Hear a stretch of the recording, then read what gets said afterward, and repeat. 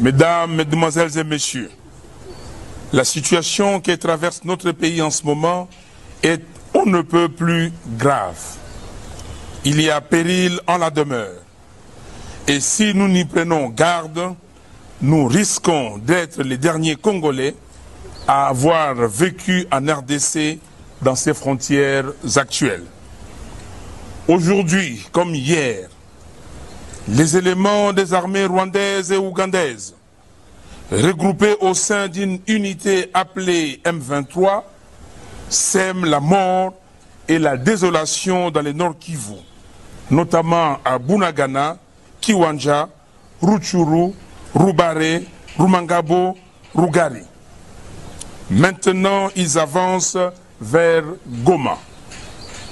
Cette situation a entraîné un exode massif des populations qui viennent s'ajouter à plus de 6 millions de déplacés internes déjà enregistrés dans l'est du pays, abandonnés et sans assistance, victimes de violations massives des droits humains. Il va sans dire que la RDC souffre de cette situation à partir de la première agression du Rwanda et de l'Ouganda sous les labels de l'AFDEL en octobre 1996. Depuis, le président du Rwanda, M. Paul Kagame, s'est érigé en faiseur de différents présidents qui se sont succédés à la tête de la RDC.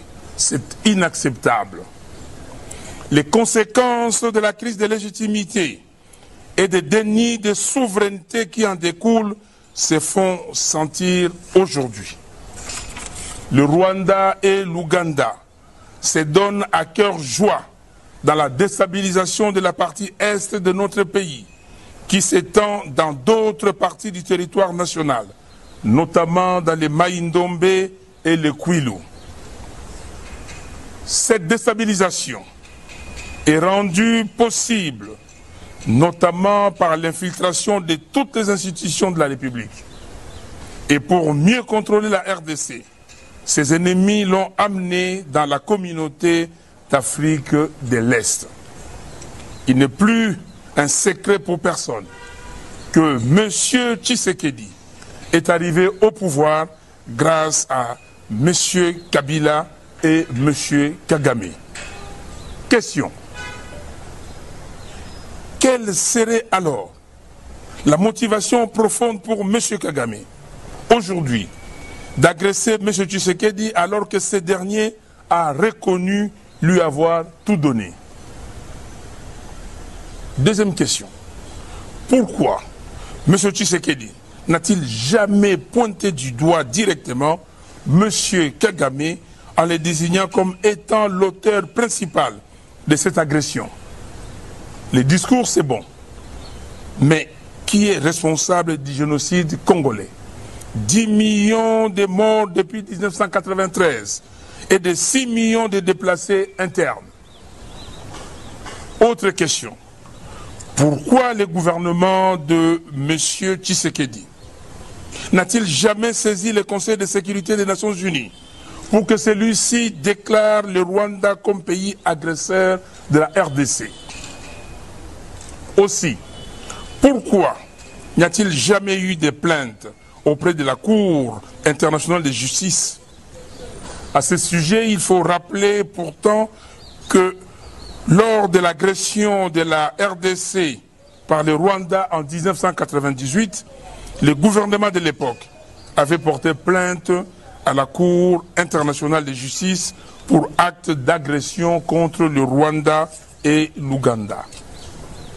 Mesdames, Mesdemoiselles et Messieurs, les agresseurs ont décidé de mettre autour d'une même table le M23 et les gouvernements des fêtes de la RDC pour appliquer une fois de plus la recette de l'infiltration des institutions congolaises au moyen de l'intégration et du brassage.